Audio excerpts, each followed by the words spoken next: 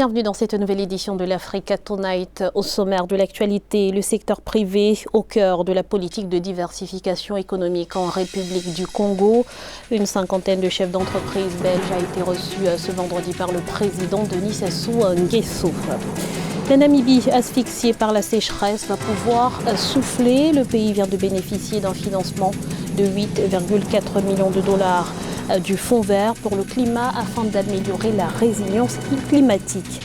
Et puis vers le rétablissement des visas d'entrée pour les étrangers hors CEDEAO au Sénégal, le ministre de l'Intérieur l'a annoncé ce 10 octobre, officiellement pour des raisons de sécurité. Mais tout d'abord et en bref, cette nouvelle attaque meurtrière au Burkina Faso. Au moins 16 personnes ont perdu la vie et 2 autres ont été grièvement blessées ce vendredi dans une attaque contre une mosquée à Salmossi, à une vingtaine de kilomètres de Gorom dans le nord. Notant que depuis le début de l'année 2015, les attaques djihadistes de plus en plus fréquentes ont fait près de 600 victimes, poussant sur les routes environ 500 000 personnes. Les premiers dés sont jetés en Tunisie. Les candidats au second tour de la présidentielle, Kaïs Saïd et Nabil Karoui, se sont affrontés ce vendredi soir lors d'un débat télévisé, un exercice inédit pour la démocratie tunisienne. Organisé in extremis, 48 heures seulement après la libération de Nabil Karoui.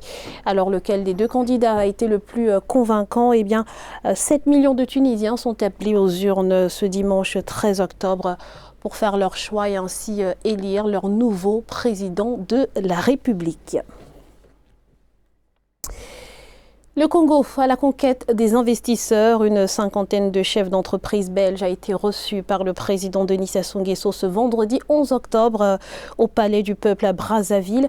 À l'issue d'un séjour d'une semaine, ces derniers ont pu évaluer les potentialités susceptibles d'aider le Congo à relever le défi de la diversification économique. Voyez ce reportage de Deva Panzo, notre correspondant au Congo.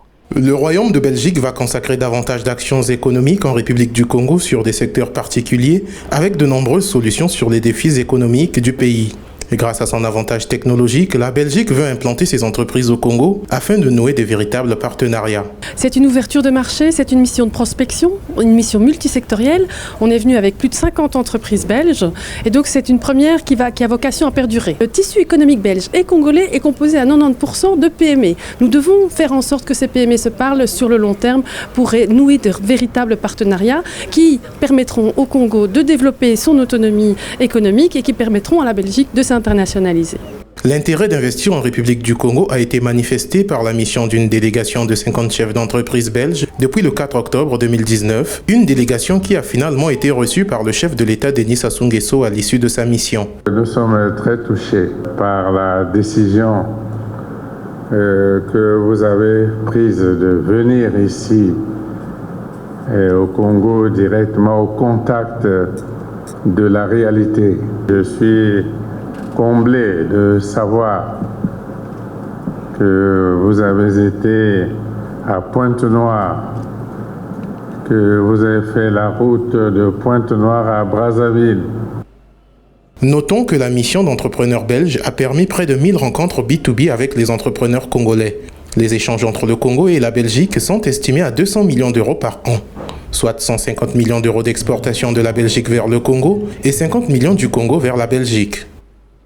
En Guinée, au moins 4 des principaux dirigeants du Front National pour la défense de la Constitution ainsi que quelques figures de la société civile engagées dans la contestation contre l'ambition prêtée au président Alpha Condé de briguer un 3e mandat ont été interpellés ce samedi à Conakry à 48 heures de la manifestation considérée comme à haut risque.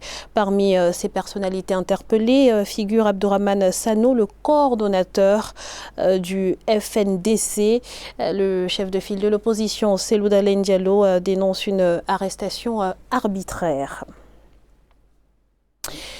Bouffée d'oxygène pour un État étouffé par la sécheresse, la Namibie vient d'obtenir un financement de 8,4 millions de dollars du Fonds vert pour le climat, de quoi assurer la viabilité de ses ressources grâce à des projets de résilience au changement climatique. Plus de détails avec Siam Victoria Sedi. Le gouvernement namibien veut renforcer la résilience du pays face au choc climatique en investissant dans des projets permettant de renforcer la durabilité des ressources.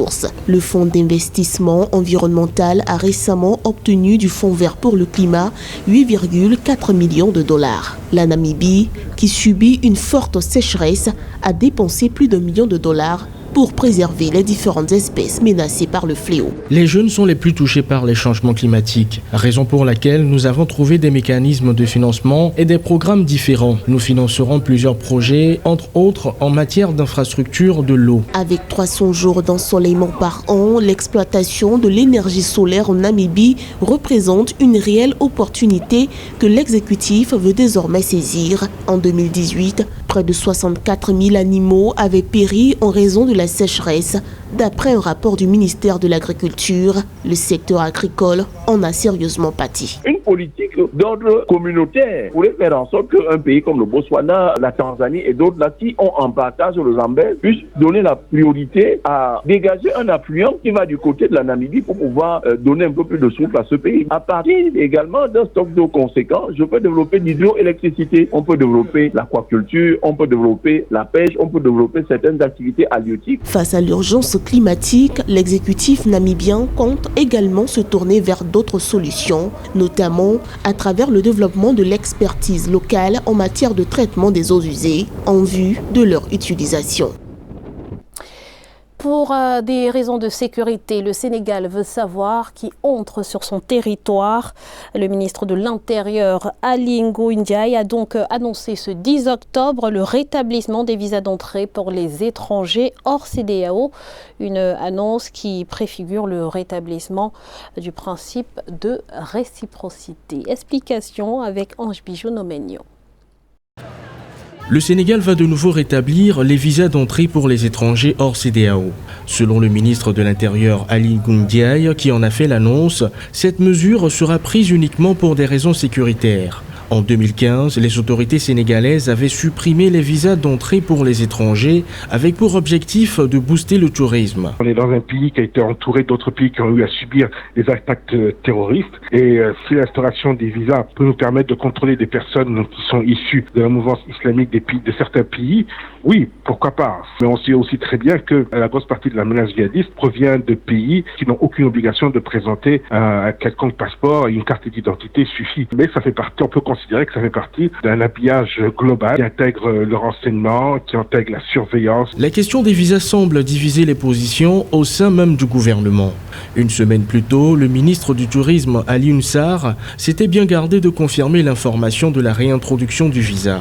Selon lui, la ligne officielle du gouvernement sénégalais, c'est de maintenir la suppression des visas en concertation avec le secteur privé. Non, le visa n'est pas le problème. Le visa vient aggraver une situation qui est déjà très compliquée. Mais si l'environnement est compétitif, s'il y a une politique de l'État de vouloir véritablement développer le secteur touristique en améliorant les réceptifs, en créant de nouveaux réceptifs et en ne vendant pas seulement que du sable et de la mer, mais aussi d'autres produits, là, si vous instaurez le visa, vous ne posez aucun problème. Le visa obligatoire avait déjà été instauré en 2013, puis supprimé en 2015 au grand soulagement des professionnels du tourisme. Près d'1 million de touristes visitent le Sénégal chaque année selon des études. Dans l'actualité également, la première édition de la Biennale internationale de la sculpture de Ouagadougou s'est ouverte ce 8 octobre. Cette rencontre d'échange et d'exposition d'œuvres se veut une vitrine de valorisation et de consolidation sur le marché international de la sculpture africaine contemporaine. Immersion dans ce reportage de Jean-Paul Ouedraogo, notre correspondant à Ouagadougou. Lancée le 8 octobre 2019 à l'Institut français de Ouagadougou, la première édition de la Biennale internationale de la sculpture de Ouagadougou, BISO, déroule son programme jusqu'au 15 octobre prochain.